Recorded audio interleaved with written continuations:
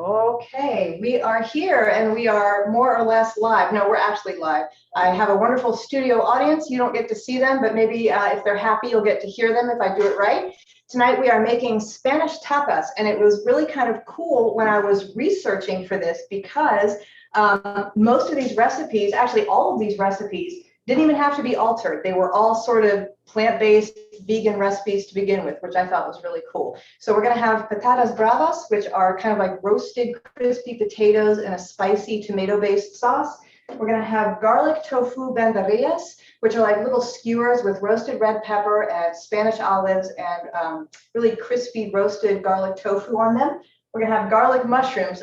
Are you sensing a theme with garlic? There's a lot of garlic involved. So if you like garlic and you like spicy, tonight's your night. So garlic mushrooms, fried eggplant with molasses, which I am really intrigued to try because I love crispy and I love sweet and I love eggplant, but my mind still can't imagine what eggplant plus molasses is going to taste like. So I'm super excited about that.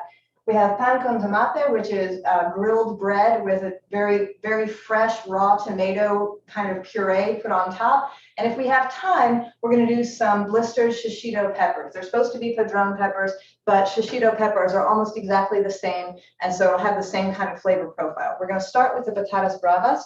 And before we started, a lot of this prep I do ahead of time because some of it is really time consuming and we would be here for hours and it would be really boring because you would be watching water boil. So a lot of this I do beforehand. This is a lot of potatoes. These are red potatoes cut into very large bite-sized pieces. And the recipe calls for them to be soaked in very hot water for about 15 minutes. What I did was put them in a pot of cold water, brought it to a boil, shut it off, and let it sit for 15 minutes. So they're tender. You could eat them this way, but you want them cooked a little bit more, which is just exactly how we like to do it. Last week or last time, 2 weeks ago, we par-cooked potatoes by putting them in the microwave. This is similar, only instead of microwaving them, we boiled them. So same thing here. So these are all boiled up. What we're going to do is add a little bit of olive oil. And there are measurements in the recipe, but I'm just going to drizzle some olive oil, about 1 to 2 tablespoons worth, maybe a little bit more. This is the difference between cooking and baking. Baking are instructions. Cooking, suggestions. And some things like garlic, you just feel with your heart. I feel the same way about olive oil and potatoes. So a little bit of garlic powder on top of that. And even though the water was salted when I cooked the potatoes, I'm going to add just a little pinch more of kosher salt. And just kind of toss them in a bowl. This is why you want a big bowl when you're making something like this, because it's easier to do. I do have a spoon here. I could stir them, but this is much faster. And oddly enough, it doesn't break up the potatoes the same way that stirring it with a spoon would do. So I'm kind of swirling and then tossing. Practice with a smaller amount first. The oven is preheated to 450. I have a nice big foil-lined pan here. I'm going to spread the potatoes out like that. And for this, I am going to use the wooden spoon just to make sure that they are all spread out in a single layer. Because what I want them to do is get really nice and crispy and roasty. I don't want them to steam. And if they're in a big clump, then that's what they'll do, and they won't get as crispy as I know we want them to be. So they're all spread out kind of in a single layer here. I'm going to pop these in the oven. And somebody please set me a timer for 12 minutes. I know that seems like an odd time. But we'll find out why in just a sec. Well, in 12 minutes, you'll find out. So 12 minutes, and then we'll start our spicy tomato sauce. So here, I have about half of a yellow onion. It could be really any kind of onion. About half of an onion diced up, and 3 cloves of garlic, all minced up. I have a saucepan here. I'm going to set it to pretty low, medium-low heat with a little bit of oil. If you are cooking stuff at high heat and the recipe calls for olive oil, and all you have is extra virgin olive oil, don't use it. use canola oil like I'm doing. If you're cooking stuff at high heat and you want to use olive oil, get the regular kind, not the extra virgin olive oil. Extra virgin is super refined and it has a very low smoke point. So what happens is if you try and cook at a high heat with extra virgin olive oil, it gets really smoky and it doesn't taste very good. So just use regular plain olive oil or canola oil, which is really neutral in flavor, and then use the extra virgin olive oil as more of a topping or if you're cooking at low heat. This is fairly low heat, but these ovens, these stoves can trick me sometimes. So I'm using canola just to be on the safe side. So we're going to cook this onion and garlic for a fairly long time, really, a few minutes. We don't want them to get brown. We want them to cook until they're translucent. And so they're cooked all the way through and heated all the way through, but we don't want them to brown at all, especially the garlic. Has anyone here ever had a dish that had burned garlic in it? You can taste it in every single bite. Even if you were to go through and pull out all of the burned pieces of garlic, you would still be able to taste the garlic. So low heat, unless you're adding it at the last minute on high heat and like in a stir fry, high heat and garlic is fine if you're doing a stir fry because the ingredients are moving constantly. So it doesn't have much of a chance to stay in one place and get burned. But if it's just going to sit here and simmer like we're doing with the garlic and the onion, low heat. It's just barely sizzling, and that's exactly where I want it. So while those are cooking down a little bit, we're going to move over to the tofu because the tofu has to roast for a little while. I think I said I was going to show you guys how cool a tofu press was. I've already pressed one package of tofu, and that's going to be what we're going to use for our little banderillas. But I wanted to show you how neat this little gadget was for a big old block of tofu, because I will eat this, as my lunch or something, sauteed with vegetables or whatever. But I wanted to show you how these things work. In the past, when I've had to press tofu, what I do is I sandwich it between two towels, and then I put a cast iron pan on top of that, and then I put something else heavy on top of the cast iron pan, and I let it sit there for an indefinite amount of time, and it makes a big mess, and it doesn't press it out fully. This thing, I finally gave in and ordered a tofu press from, that site that will not be named. And this is a big, wet, you see, wad of tofu. You drop it in there. This is the part that goes on the top. You press the whole thing down, and you put the little latches on the side.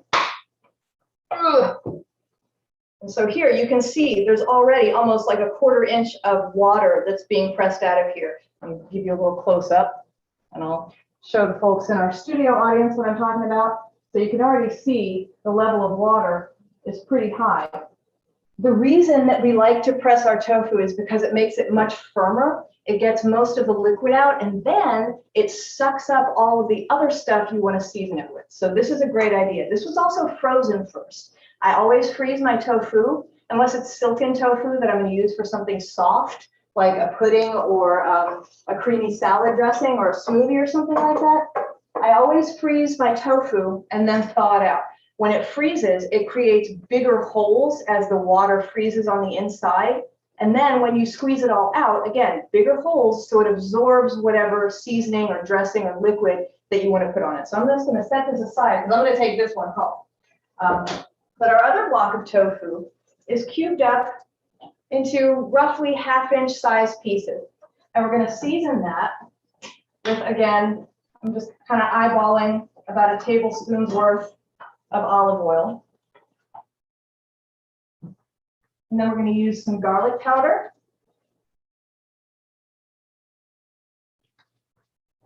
And smoked paprika. Smoked paprika is wonderful. If you don't have any in your spice cabinet, go get some. It's really, especially when you're doing something that you want to taste like meat but isn't meat, like a vegan or plant-based taco meat or something like that. It really gives it a wonderful smoky, barbecue-y kind of flavor, and it really kind of helps, I don't know, the illusion that you're eating something that isn't quite plant-based. A little bit more olive oil because, again, this tofu was frozen and then squeezed almost completely out. So it's really soaking up all of the seasonings, which is exactly what we want. Now you notice when I put the potatoes in the oven, I have it on a foil lined pan. Tofu is super sticky. And so for whatever reason, I don't know what the physics are behind this because that's not my jam. Parchment works a lot better with something like tofu than foil. It does not stick at all. So I'm going to dump all of this seasoned tofu out. And again, just like the potatoes, I'm going to spread it out because we want it to get really roasty and crispy, not steamed and soft. We want there to be a real kind of texture difference between the softness of these roasted red peppers that we're going to use and the olives and the tofu. Texture is a huge part of cooking. And if any of you have like food sensory issues, you will know that sometimes something can taste wonderful, but the way it feels in your mouth is just really gross, and you do not want to have anything else to do with it. So that's what we're trying to avoid.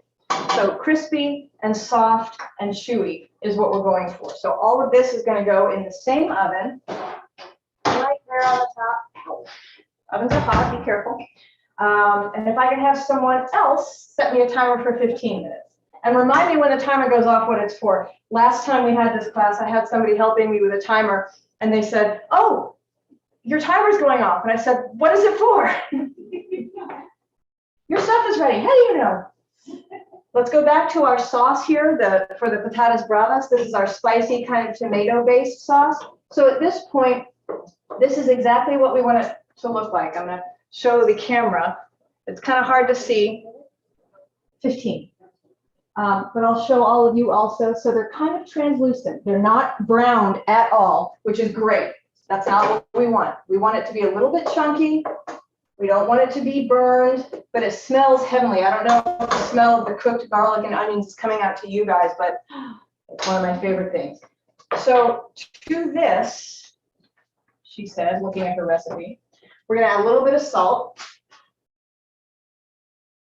And because usually I don't salt things until closer to the end, because salt is a dehydrator and it can add extra liquid to your cooked stuff if you add it right at the beginning. But since these onions and garlic are more or less cooked all the way through, it's not really going to matter. So we're going to add tomato paste. This is a whole 6-ounce can of tomato paste. So as you can see, it's going to be a pretty thick sauce, which is fine. How do we feel about spicy food back here? Everybody good? Not so much? Okay. And I will be gentle on the hot sauce, because this recipe does call for some hot sauce, but I won't go crazy. Do not worry. I don't want to hurt anyone. I want us to enjoy our meal. So I'm stirring in the tomato paste. And as it heats up, it's getting a little bit more liquidy. So don't worry, you're not going to have like a solid block of sauce by the time this is all over. It will be saucy. And then to that, again, paprika, that smoked paprika that we love so much, a little bit of garlic powder. Because why have one kind of garlic when you can have two? I'm going to put a pinch of cayenne. This is cayenne. This is hot chili powder that I make at home. I like to go to what is the market called in Plainfield? It's mostly Latin American foods. They have all kinds of dried peppers in bags. So I get a variety of dried peppers, and then I use my coffee grinder and I just grind up a whole bunch of different kinds, and it's got a really good complex flavor. More so than just straight chili powder or cayenne. I love it. And it goes with just about anything that's savory. And then a little bit of hot sauce. The recipe calls for 1 to 3 tablespoons. This is a hot sauce that I ordered from Misfits Market. I love to get my vegetables and fruit and things from there. And now they have a pantry section. So I tried this hot sauce. It's pretty good. It's about like Tabasco. It's not super spicy. I'm going to add just a few drops to loosen things up in here. It's not going to be terrible, I promise.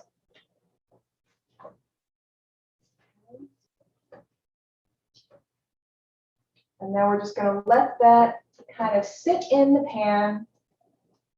I'm going to add just a splash of water to loosen it up, because it is pretty thick. And then once it's time to use it, we'll taste it and see what else it might need. And I'm going to turn the heat down low because now that there is the tomato sauce in there, or the tomato paste in there, it makes it really thick. Like I said, don't want it to burn. I want it to simmer. It is a very thick sauce, but it is saucy, and adding the water made it just about the right consistency. So I'm just going to let that do its thing in there. And now we can move on. We'll come back to the potatoes because the potatoes have to cook. We'll come back to the tofu because the tofu has to cook. I am so excited about these because I love mushrooms and I love garlic. And this is a classic Spanish tapas appetizer, which is the garlic mushrooms. So if you've watched this class before, you might have heard me give you some of my do's and do not do's of prepping fresh mushrooms. The biggest thing about prepping them is don't wash them. Mushrooms are very fragile and they already have a pretty high water content. So if you wash them like in running water or standing water, they'll soak up that water and they'll get mushy and their flavor will kind of dissipate. So the best way to do this, if you're keeping the stem on, which we are for this, if you take a paper towel or a very just barely damp cloth, I'm going to come up to the camera so you guys can see what I'm doing, and you just kind of start running it across right near the stem. What you're trying to do is just pull up little by little this layer, this first layer that's part of the mushroom. I hope you can see what's happening here. A dry cloth really does work best, or a dry paper towel, so you can see that layer is starting to come off, and then you just use the paper towel to kind of coax. Oh, thank you. Hold that thought about the mushrooms, because let's take a look at the potatoes, because we have to give them just a little toss so that they get evenly cooked. So let me pull these out. Oh, yes. They're doing exactly what we want them to do. They're sticking a little bit, but that's good news, because that means that they're getting dried out and kind of crispy. Okay. Do me a favor and set it for 13 minutes, the potato timer, not the other one. Thank you.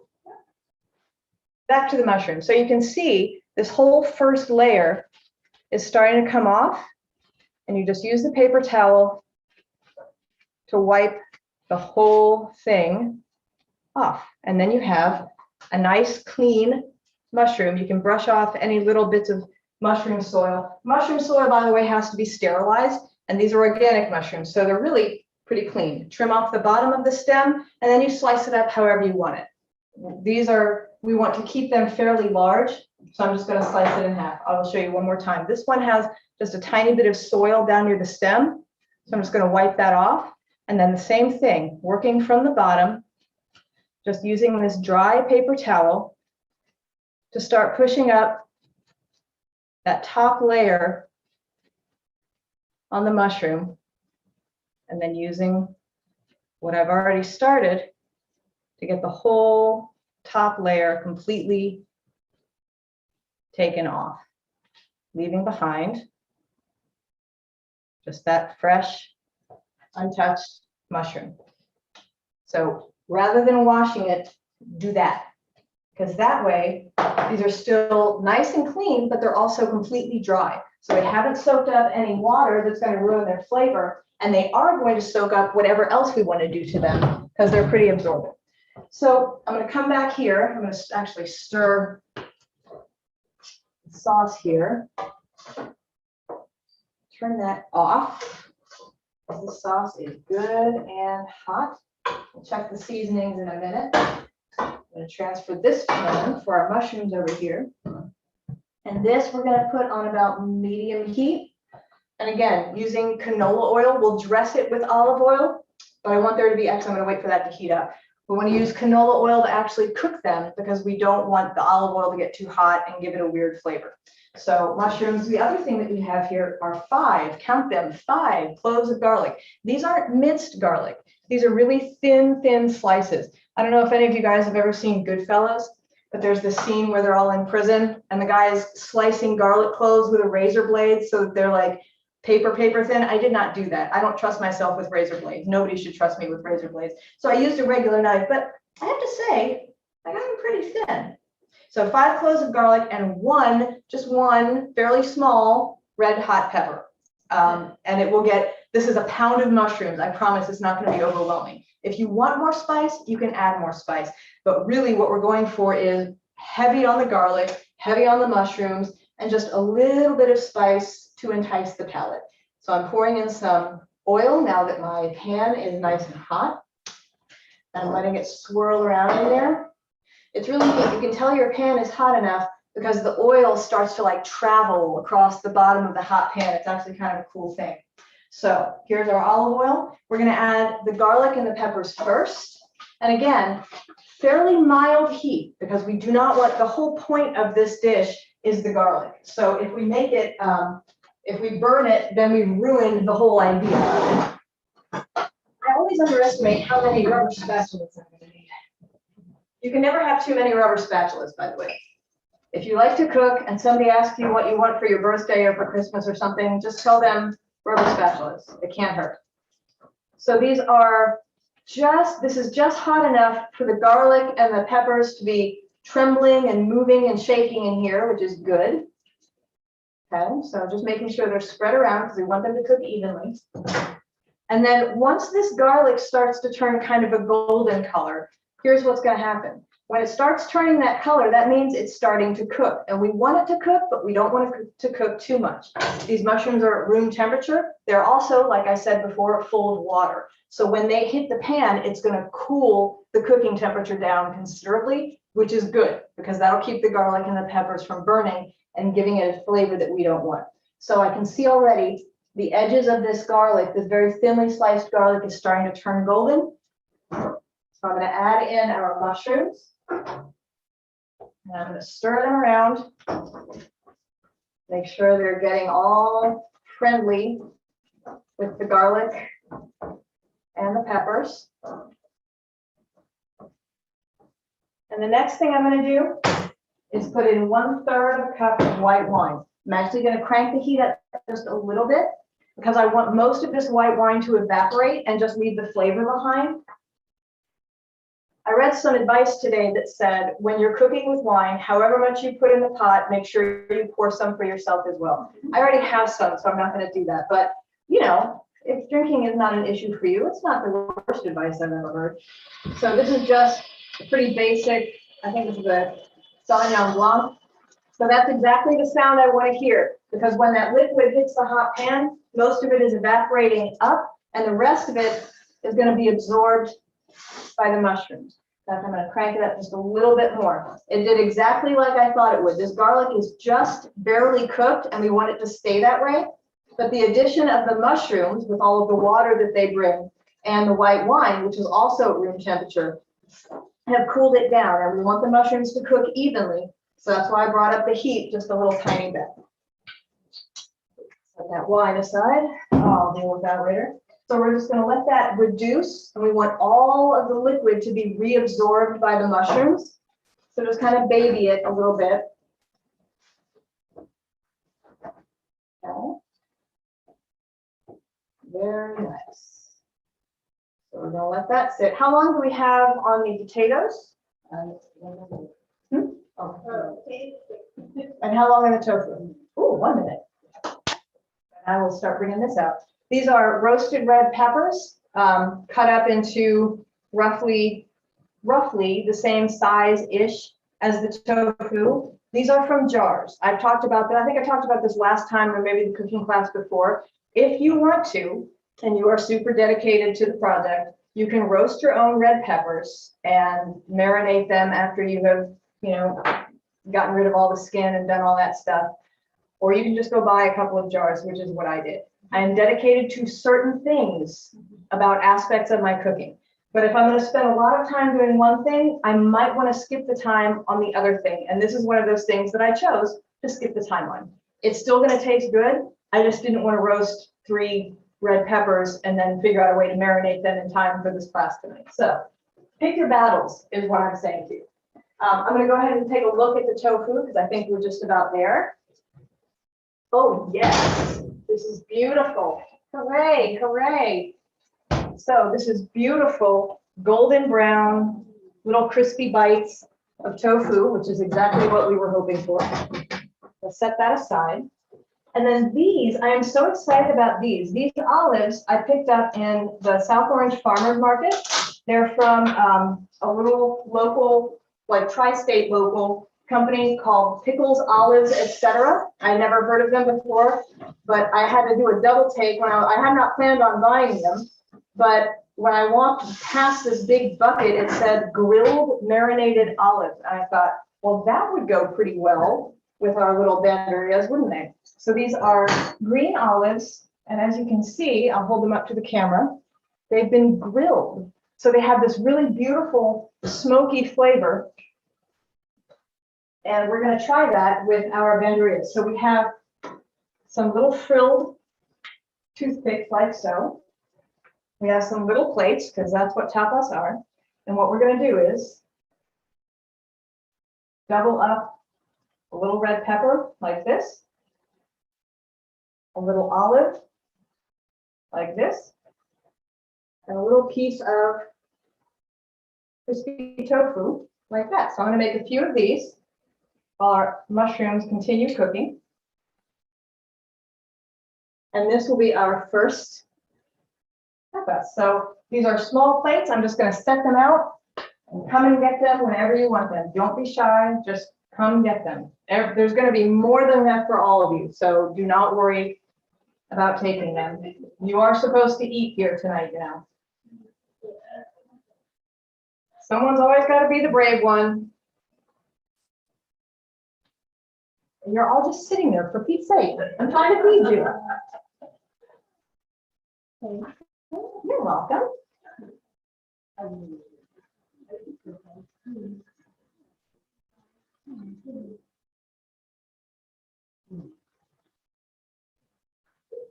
I want you to eat. I'm so excited about this stuff. Come on, man.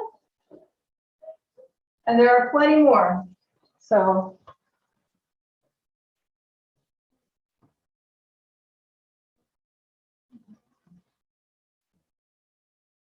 how many of you all already like tofu? Not so much?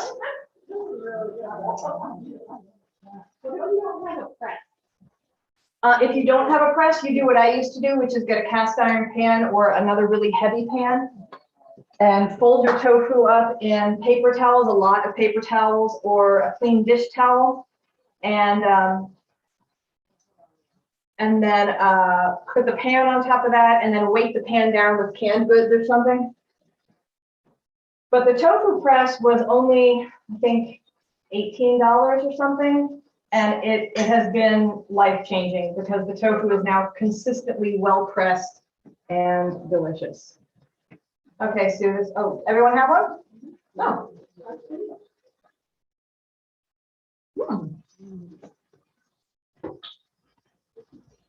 Excellent.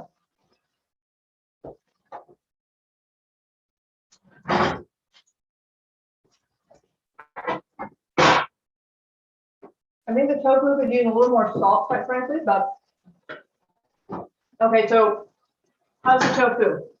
For someone who doesn't like tofu all that much, it's good? Good. I went for a long time thinking I did not like tofu because the way it was always prepared, I could not make it crispy. Freezing it, thawing it, pressing it, roasting it made a world of difference. The other thing I like to do, especially in stir fries and things like that, is just crumble it, marinate it, and then crumble it because it has a consistency almost like ground meat, and it just blends right into a casserole or a stir fry or anything else that you use. So try that if you have historically not been a big fan of tofu. Okay. All right, our mushrooms are just about done. I'm going to take them off the heat. Make sure they've got plenty of salt.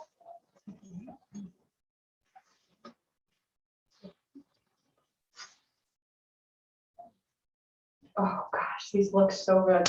I am so excited about these mushrooms. I can't stand it. All right, so here comes your next dish. These are going to be our garlic mushrooms with fresh parsley.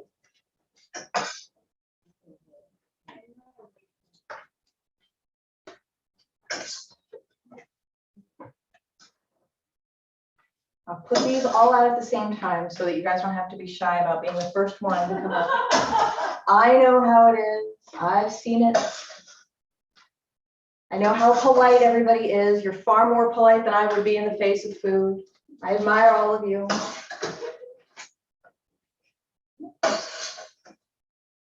So here we have garlic, mushrooms, and each one is going to get a hit of freshly chopped parsley. Oh, good, thank you. And I multitask, sort of. Garlic mushrooms. Show the folks at home what we're dealing with here. There you go.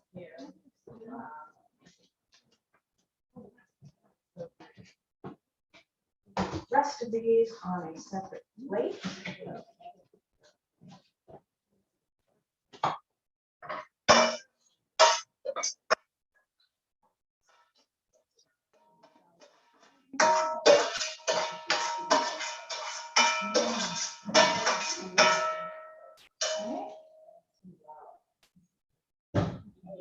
How are the mushrooms? Hooray! Right, I'm just rinsing out this pan because we're about to use it again. But in the meantime, I'm going to take one of these skewers since I don't have a fork back here for myself and try the garlic mushrooms. Oh man. Mushrooms. Hooray. That is delicious, if I do say so myself. And I do. All right, I'm cranking this pan back up again because the next thing, oh, the potatoes. Don't let the potatoes burn. Okay. Oh, these beautiful roasted potatoes. This is wonderful. All right. So here are our potatoes.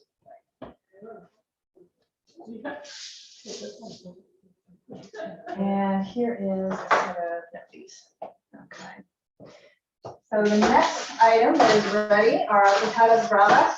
These are these beautiful, crusty roasted potatoes. Oh, these are perfect. They're golden brown. And these will get a little dollop of our brava sauce on top. Dole out the potatoes first, and then I'll get the sauce going.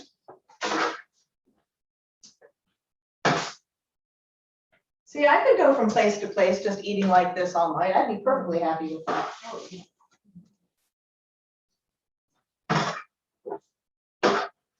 We need a tapas bar in South Plains, Fanwood, and surrounding areas. I would offer to do it, but I just don't think I have it. What with the actual job I have. Okay. So a little bit of this nice thick brava sauce on the top.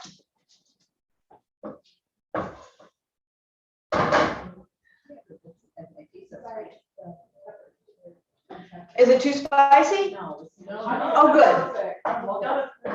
All right. Perfect is one of my favorite words when somebody is describing something I just did. You know, that's the other thing. All of these recipes are very simple. They don't have a ton of ingredients and a lot of fancy technique. It's just how you cook them and how you put them together is what makes the difference. That's what amazed me when I was putting this together. It's not terribly labor intensive, but it's all just really good. So here are patatas bravas. There you go.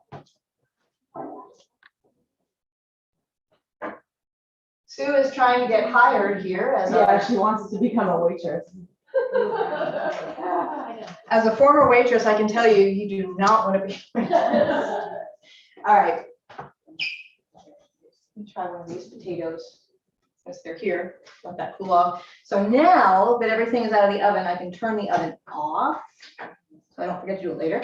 And I'm turning our pan on. This is going to be for our eggplant. And this is going to be fairly hot. So I'm heating that at medium-high heat. These are about 2 eggplant, peeled, cut in half lengthwise, and then cut in about, I don't know, 1/2 inch-ish or so slices. They were soaked in salted water for about 20 minutes or so. We do that because it draws out any bitterness. Eggplant, the seeds can tend to have a little bit of bitterness. If you salt them or soak them in salt water for a little while, you won't have that problem. So I'm putting a little bit of canola oil in the bottom of this pan, maybe a little bit more because these are fried. How are the potatoes? Excellent. And here is some seasoned flour. I'm just gonna sprinkle that on top of the eggplant, and then kind of the same thing as when we dress the potatoes. We don't want this to be really fully breaded, just a light coating. And the flour is just really simply seasoned with salt and pepper because we want the flavor of the eggplant to really shine through. So brined, basically eggplant, a little bit of seasoned flour to toss with it so that it's just barely coated. And again, this is a lot easier than breading each piece individually, and you still get a really nice coating, but you don't want them to be thickly breaded. These aren't supposed to be battered, just a little bit of dredge and seasoned flour, which is what we've done here. So there's that. That's potato.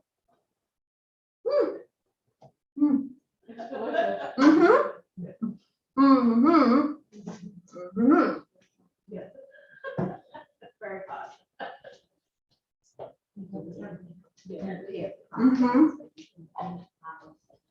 All right. I'm telling you, potatoes are the language of love. I mean it. They are. Yeah. Well, Yeah. So here we have our floured slices of eggplant, our hot oil. We'll start putting these in here. And over here, I have a rack set over some paper towels. Usually when you fry things, it tells you to drain them on paper towels. Do not drain things directly on paper towels. You know why? Because it will not drain, it will steam, and your nice crispy coating will get soggy. So use a rack set up over some paper towels, and that way the excess grease can drip off, can get soaked up by the paper towels the way you want it to, but the actual food, the breading, stays crispy. If you've ever fried something and then drained it directly on a towel or paper towels, that one side gets kind of soggy. Doesn't happen if you just go straight to the rack. Our mushrooms are done. Our banderias are done. Bravas are done. Here are those eggplants that we're working on right now. I'm sorry, I'm just kind of processing everything in my head here. Okay, so when one side gets nice and golden brown, just flip it over. And since these aren't completely inundated with flour, they fry up really nicely, and it's just a nice little veil of crispy flour around it. It's not like a big heavy breading or anything. And it also helps the eggplant cook a little bit more quickly. So you don't want to crowd the pan, but you can add, as they cook, they shrink a little bit, so you can add one or two more as these are cooking up. And I don't know about you, but this oven or the stove definitely has hot spots when there's a pan on the top. So I'm just kind of trying to work around that.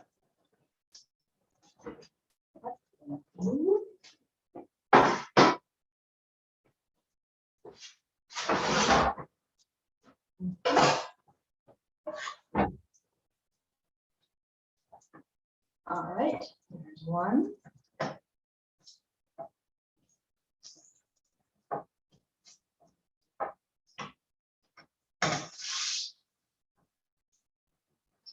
So this is shallow frying, not deep frying. You don't have to feel as guilty about it because you're not doing it like submerged in oil. It's almost healthy, and it's canola oil. Didn't they say canola oil is kind of not as bad for you? It's all plant-based anyway, it's fine. It's automatically healthy, right? Right? You ever use avocado oil? I have not used avocado oil, but I want to. I keep meaning to get some, and I always forget because that has a super high smoke point, and apparently, have you used it? Yeah. Do you like it? I do. Is it easy to cook with? Yeah. Does it have any kind of flavor? Good. I love avocados, but I don't want my eggplant to taste like it. Okay, so the thing about eggplant Part of the other reason that we like to brine them first to draw out some of the moisture is because, like mushrooms, only even more so, they will soak up oil. Like this pan, this pan still has plenty of oil in it, but not nearly as much as it did before. So the flour actually acts as a little bit of a seal, and it doesn't get quite as saturated with oil as it would ordinarily. So that's another good reason to brine it first, and then also to put a little bit of a barrier like flour or some other kind of seasoning around it, because that way it doesn't get quite as oily when you cook it. When I make stir fries, I have to be very careful, because if I put the eggplant in last and there's no oil or fluid for it to soak up, it doesn't cook right. So usually I put the eggplant in first and then take it out and cook everything else, and then put the eggplant in when everything else is done and it's already thoroughly cooked. Our eggplant is doing nicely over here. Probably don't have time to cook up this whole batch, but there are a lot, there's plenty. That's the other thing. I always underestimate how much eggplant one eggplant is going to give me. A lot is the answer. One of the ladies from the church here gave me 3 really beautiful eggplants that she had grown herself in her garden. They were delicious, but I had to get really creative, because I was like, this is actually a lot more eggplant than it looks like. But it worked out. I really made some fun things with it. A lot of stir fry, as I said. That's kind of my go-to. I don't cook like this all the time, by the way. I cook like this often, but not all the time. And my go-to for my own meals is almost always stir fry. Stir fry with some kind of starch, like farro or brown rice or millet or quinoa. I eat a lot of quinoa. I eat too much darn quinoa. I'm starting to turn into a quinoa plant sometimes. But quinoa is really good for you, and it's come down in price considerably. You can find it at Aldi for incredibly inexpensive, and it's very high in protein, which is unusual for any plant-based food, but especially for grains. So if you haven't tried it, give it a try. I think most people have tried quinoa by now. I was really put off by it the first time I tried it, because the package said pre-rinsed, and I believed it. Don't ever believe the quinoa package when it tells you it's already been rinsed. That's it. Quinoa is really neat in that it's one of those plant-based foods that has its own defense system, like a lot of plants do. And its plant-based defense system is something called saponin, which is this chemical that's exuded by the plant, and it's really, really bitter. And it's supposed to keep birds and insects and humans from eating it. And it helps it to stay alive. But if you rinse it off, it tastes really good. If you do not, then you can understand why nobody would want to disturb that plant, because it's really nasty. Very, very bitter, and it makes your whole mouth feel like it's getting dried out. So always rinse your quinoa, even if the package says it's already been rinsed. They lie. Either they lie or they just don't do a very good job. I don't know. I don't want to cast aspersions on the fine quinoa manufacturing industry in the United States, but I have been fooled before. As the song says, I won't be fooled again. Not by quinoa anyway. All right, so our eggplant is just about ready. These slices of it are anyway. Kind of moving them back and forth to the hotter part of the pan. And here we have molasses.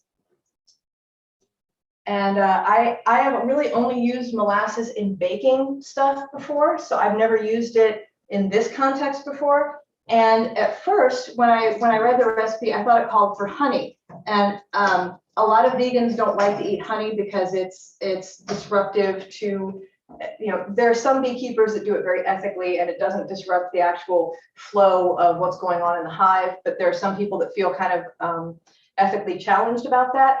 So you can do this with honey, but the actual recipe calls for cane honey. Cane honey is the liquid that's left over after processing cane sugar, and the liquid that's left over after processing cane sugar is molasses. So the original recipe calls for molasses anyway.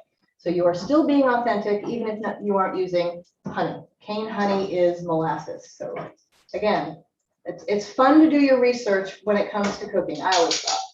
So I'm going to start setting these up. These are these really nice, crispy pieces. It's not as crispy as I would like. That's nice and crispy. So these nice, crispy pieces of eggplant. And we're just kind of drizzling the molasses on top. That's one.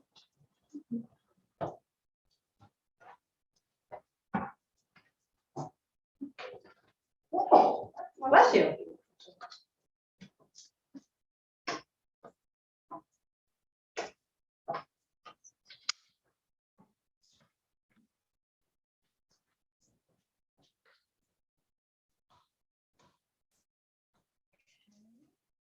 This plate.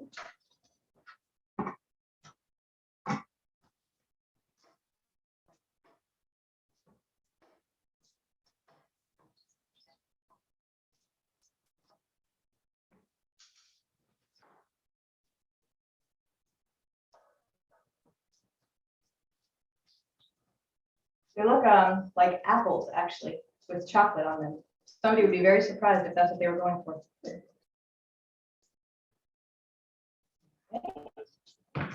Here is your fried eggplant. Oh, this is so sweet. You all are taking turns. Oh, that's the cutest thing I've ever seen. I love it.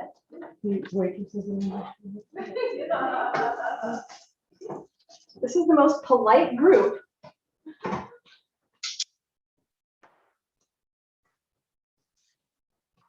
I'm dying to try this, so I'm gonna have to interrupt my own cooking for just a second so I can try the eggplant and molasses because I'm deeply curious about this.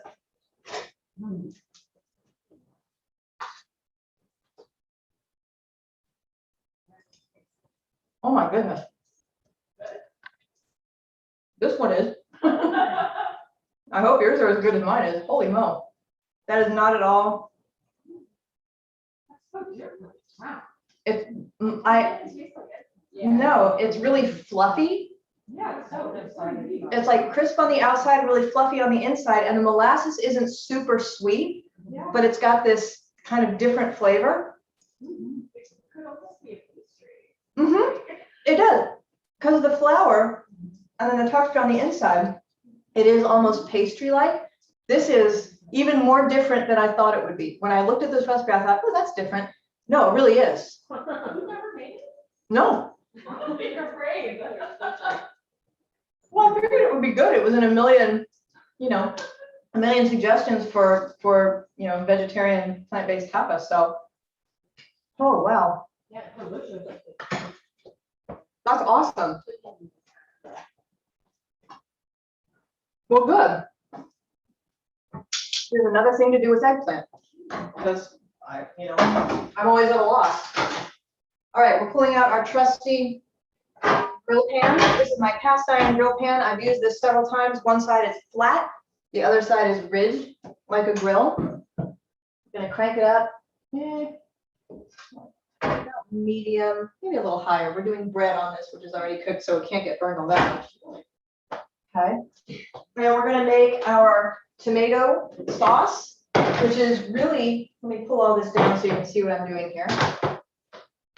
So these are two great big tomatoes, as you can see. And we have a nice big grater. We're gonna use the large holes. And the way that we make the tomato sauce, it's just a raw tomato sauce. Cut the tomatoes in half, and then holding the skin and holding it flat on these large holes, just do like this. And the whole inside is getting grated while the skin just stays on top. So get as much of the flesh off as you can.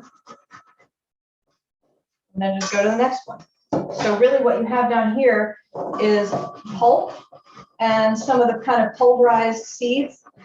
But this is like a super fresh tomato sauce. This would have been a better recipe to do about 2 weeks ago when all of the tomatoes were getting perfectly ripe. It's a little bit past tomato season now, but you can still find some. And really, the star of this show is grilled bread, because grilled bread. Like, what's not to like about that? Hello. So this pan con tomate recipe is almost like bruschetta that you would see in Italian cuisine. It just has a little bit of a Spanish twist on it. So this is nice quality pretty hefty bread. This is a ciabatta bread that I bought. I did not make my own bread for this. And this is extra virgin olive oil. And what we're going to be doing is grilling this bread. So I'm going to start with kind of these big slices and just paint each side with this nice olive oil, and then just put it right on the grill. And you can do this on an outdoor grill too, of course.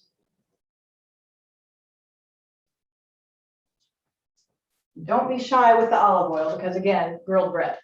That's what we're going for here. The tomatoes will be nice on it, I'm sure, but olive oil and bread is just a combination that can't be beat. If I ever go to one of those restaurants where they give you a bread basket and then they give you like the nice oil with the seasonings and everything, I might as well just not order anything else because I will just stuff myself on olive oil and bread. So tasty.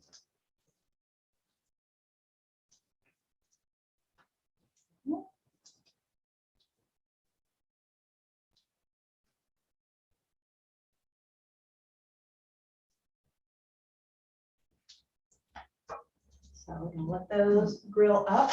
And while they're doing that, the other thing that I have here are a couple of garlic cloves that I'm going to trim and peel. So kind of in the same way, like bruschetta, we're not actually going to put the garlic on the bread. We're going to rub the bread with the garlic so that it has kind of this hint of garlic flavor without being overwhelming. This is like the one of the few dishes that we've had tonight that isn't overwhelmingly garlicky. It's just a little bit garlicky, which might be a nice break considering all the rest of the garlic that we've had tonight.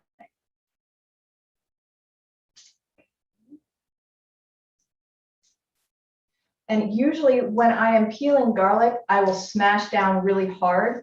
The problem is that pulverizes the clove altogether, and I don't want that to happen because I need them more or less whole and cut in half. But I need them to have some integrity because they have to be rubbed on the bread. Oh yes, bread with grill marks. How happy does that make us? So happy. So happy. I'm going to move them around a little bit so I can get another batch of bread on here.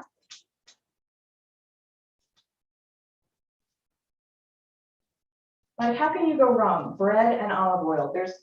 I mean, I don't want to jinx myself, but really, I'm not so sure that that's possible with bread and olive oil and garlic. I could probably even skip the tomatoes, but I'm not going to. One more slice. And these would work well even without the tomato or as a side with any other kind of highly flavored dish that you like. It doesn't have to be tomatoes. It can be something else if you like.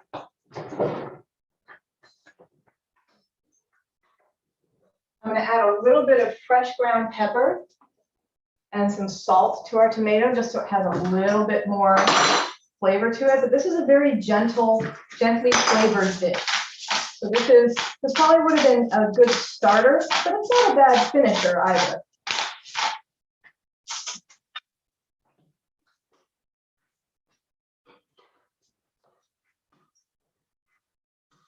This is the easiest tomato puree I have ever made. Have to keep that in mind.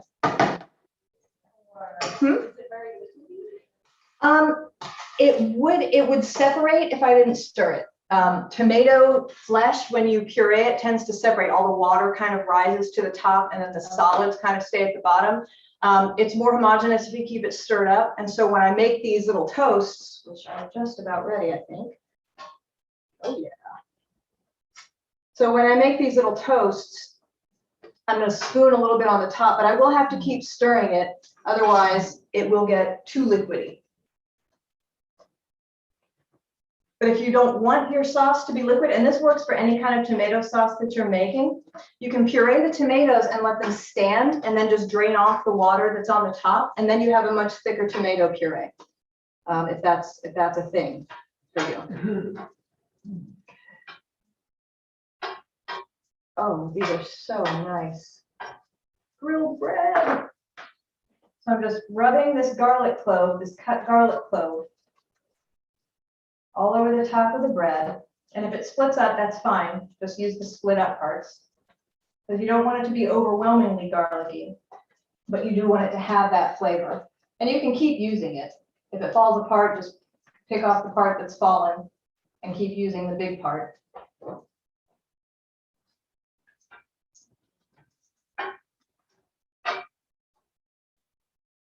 And I'm not really so sure that there's a wrong way to grill bread. I mean, the grilled-er, the better, in my opinion. As long as you're not completely burning it, it's gonna be fine. Probably use the tongs a whole bit though, because it's really hot. Much more delicate operation than I thought.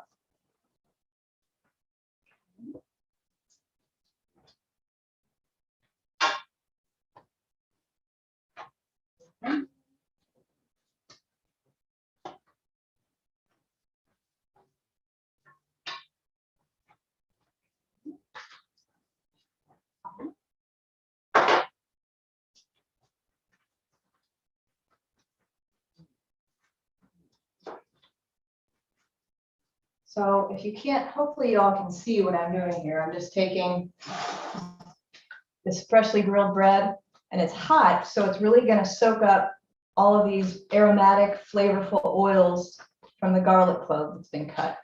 Just kind of rubbing that in, especially on the crusty parts. I'm trying not to leave any pieces of garlic left behind, because you don't want to bite into a great big piece of raw garlic when you're trying to eat a nice mellow piece of toast, I don't think. Then we have just this super fresh raw tomato puree, and just drizzling some of that right on the top of the toast. And again, you could use any sauce that you like with this. It doesn't have to be tomato puree if you're not big into tomatoes. But this is the classic preparation. And it would be best with like super fresh, right out of your own garden or somebody's garden tomatoes, but that time was about 2 weeks ago, unfortunately. I'm sure they're still good, just not as good as they would be if I picked them out of my own garden. There. You guys are going to start arm wrestling for who's going to come up and you know what? We still do have a couple minutes. I'm going to go ahead and make the seared shishito peppers while I'm enjoying my own piece of toast. Is it garlicky enough? They're trying to answer me with their mouths full. That's a good sign. Good. Good. It should be just a nice hint and not overpowering. If you want overpowering, there's still some garlic mushrooms left. I don't want to smell like garlic until kingdom come. Tomato on that. So here's what this looks like. Here's our nice grilled bread with a little bit of that fresh tomato puree on the top. I'm going to get to that as soon as I can eat it without burning my mouth. I'm heating up this cast iron pan, really hot. Really hot. I'm going to add a little bit of oil in there.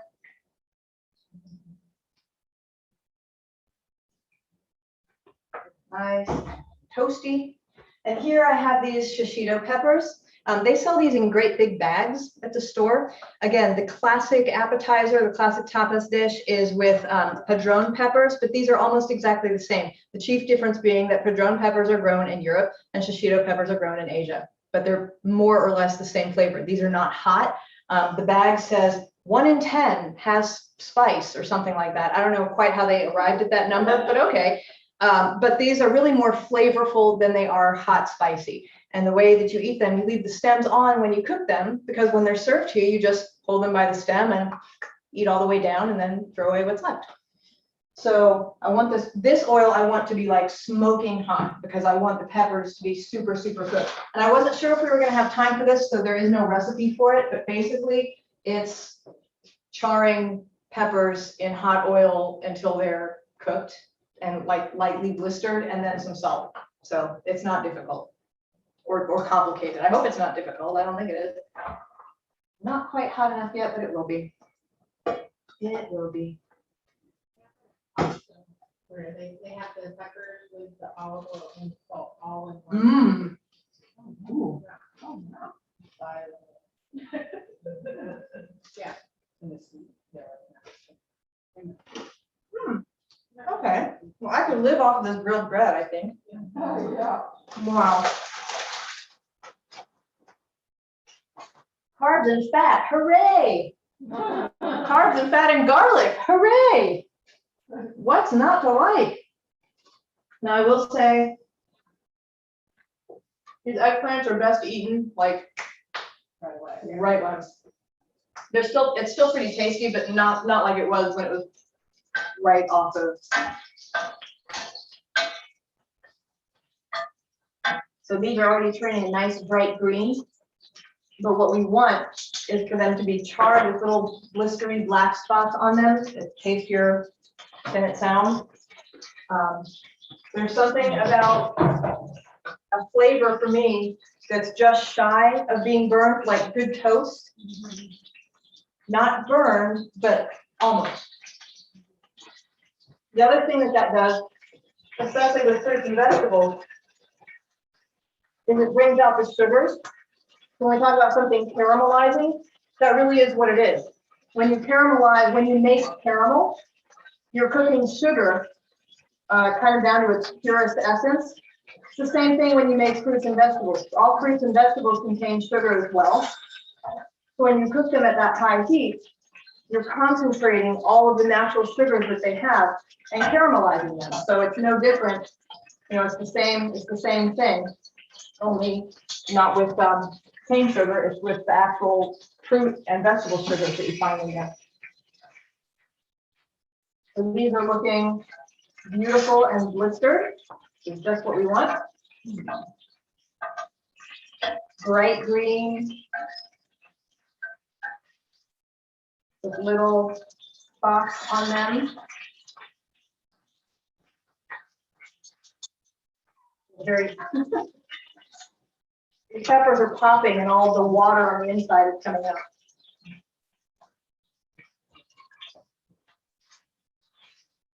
Oh yeah. That's the look we're going for. Nicely blistered, a little bit soft.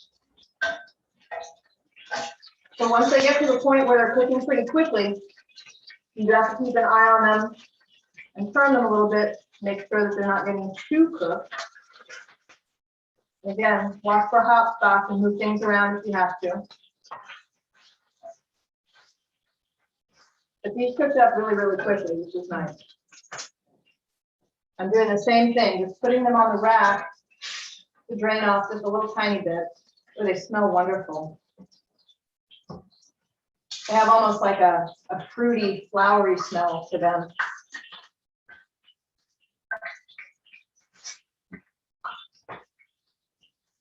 And if they don't have the stems on them anymore, some of them either didn't have stems to begin with or they've fallen off during the cooking process, you can use a fork to just kind of divide them up. They've got such a nice thin outer skin that it looks almost as though they've been breaded and fried. It's really kind of interesting.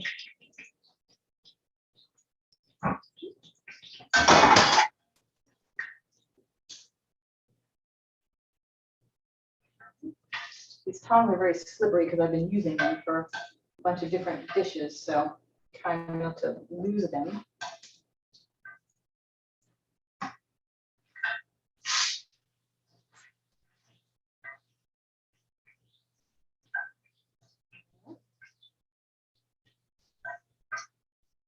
So here's our final dish. Yes, some of these little plates. Last go round. For you to fight over who's going to come get these plates and be the nice, polite serving person that you all are. Trying to make these come out evenly so you'll have the same amount.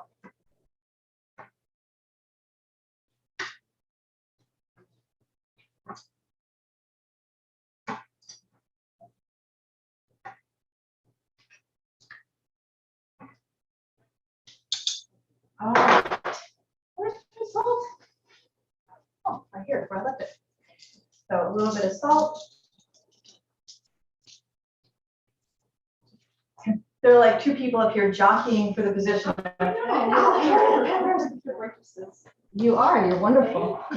All right. This is amazing. Oh, I'm so glad. So here is our last dish of the evening. These are our blistered shishito peppers or padron peppers, if you can find them. Beautifully cooked, nice and soft, really beautifully charred. A little sprinkle of salt on top. And so that's what we made. We've got a little over an hour, went a little bit over time tonight, but we made our patatas bravas, we made our banderillas with garlic tofu, olives, and red peppers.